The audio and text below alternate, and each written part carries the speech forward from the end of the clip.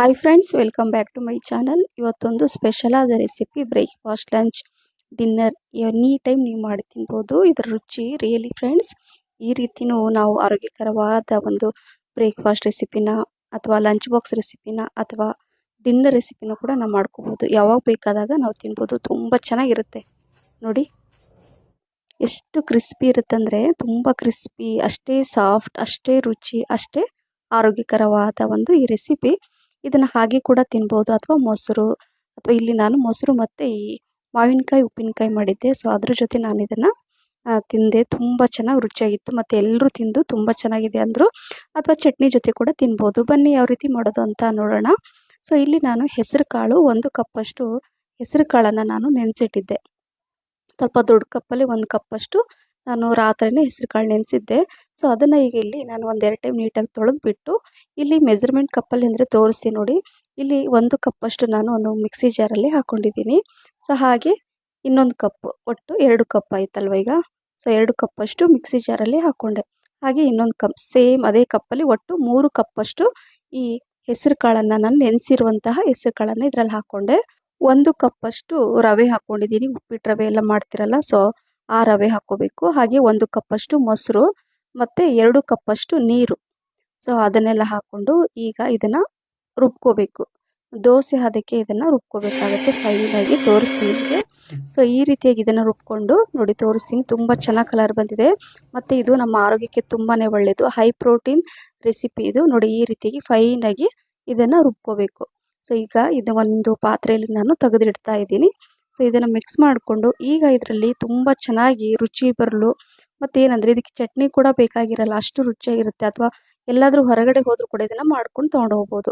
ಹೆಚ್ಚಿರುವಂಥ 2 ಈರುಳ್ಳಿ, 1 ಟೊಮೆಟೊ, 4-5 ಹಸಿಮೆಣಸಿನ್ಕಾಯಿ, ಸ್ವಲ್ಪ ಜಾಸ್ತಿ ಪ್ರಮಾಣದಲ್ಲಿ ಕೊತ್ತಂಬರಿ ಸೊಪ್ಪು, ರುಚಿಗೆ ತಕ್ಕಷ್ಟು ಉಪ್ಪು, ಸೊ ಸ್ವಲ್ಪ ಚಿಟಿಕೆ ಅಡುಗೆ ಸೋಡಾ, ಕುಕ್ಕಿಂಗ್ ಸೋಡಾನ ಹಾಕ್ಕೊಂಡು ಮಿಕ್ಸ್ ಮಾಡ್ಕೊಳ್ತಾ ಇದ್ದೀನಿ ನೋಡಿ.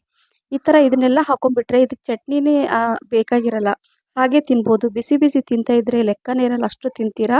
ಸೊ ಹಾಗಾಗಿ ಇದನ್ನು ಈ ಥರ ಮಾಡ್ಕೊಳ್ಳಿ. ಈಗ ಇದನ್ನು ಮಿಕ್ಸ್ ಮಾಡಿಕೊಂಡೆ. ಈಗ ಇಲ್ಲಿ ಗ್ಯಾಸ್ ಫ್ಲೇಮನ್ನು ಆನ್ ಮಾಡಿ ಚಿಕ್ಕದೊಂದು ಪ್ಯಾನ್ ನಾನ್ ಸ್ಟಿಕ್ ಇಟ್ಕೊಂಡಿದ್ದೀನಿ. ತುಂಬ ಚೆನ್ನಾಗಿ ಬರುತ್ತೆ. ಇಲ್ಲಿ ನೋಡಿ ಇದರಲ್ಲಿ ಸ್ವಲ್ಪ ನಾನು ಹಿಂಗೆ ಹಾಕ್ಕೊಂಡಿದ್ದೀನಿ.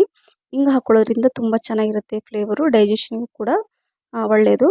ಸೊ ಈಗ ಇಲ್ಲಿ ನಾನು ಒಂದು 2 ಟೀ ಸ್ಪೂನಷ್ಟು ತುಪ್ಪ ಹಾಕ್ಕೊಂಡಿದ್ದೀನಿ. ಇದರಲ್ಲಿ ಗೀ ಹಾಕ್ಕೋಬೇಕು. ಗೀ ಅಥವಾ ತುಪ್ಪ ಅಥವಾ ಎಣ್ಣೆ ನಿಮ್ಗೆ ಏನು ಇಷ್ಟ ಆಗುತ್ತೋ ಅದು ಹಾಕ್ಕೊಳ್ಳಿ.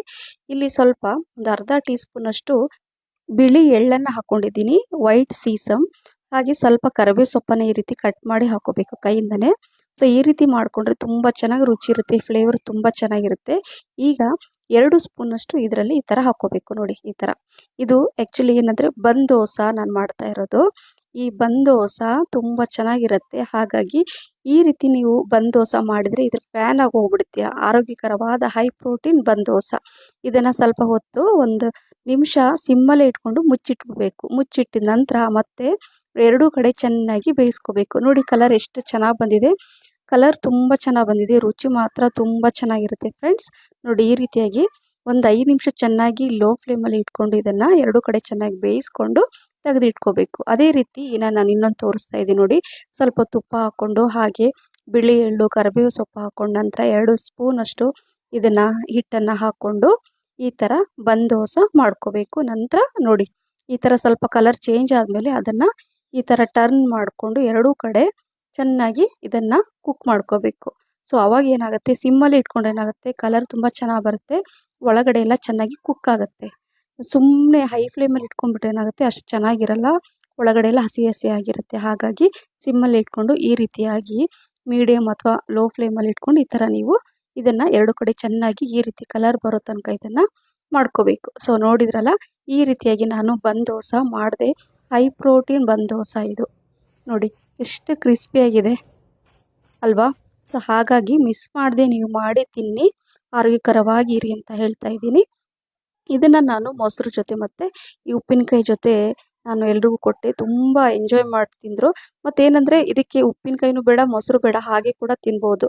ಸೊ ಹಾಗಾಗಿ ಈ ರೀತಿ ಮಿಸ್ ಮಾಡದೆ ನೀವು ಒಮ್ಮೆ ಮಾಡಿ, ಖಂಡಿತವಾಗ್ಲೂ ನಿಮ್ಗೆ ಇಷ್ಟ ಆಗುತ್ತೆ ಅಂತ ಹೇಳ್ತಾ, ಈ ರೆಸಿಪಿ ನಿಮಗೆ ಇಷ್ಟ ಆಗಿದ್ರೆ ಲೈಕ್, ಶೇರ್, ಕಮೆಂಟ್ಸ್ ಮತ್ತು ಸಬ್ಸ್ಕ್ರೈಬ್ ಮಾಡಿ. ಹಾಗೆ ಫೇಸ್ಬುಕ್ ಪೇಜನ್ನು ಫಾಲೋ ಮಾಡಿ. Thank you for watching. Bye, take care.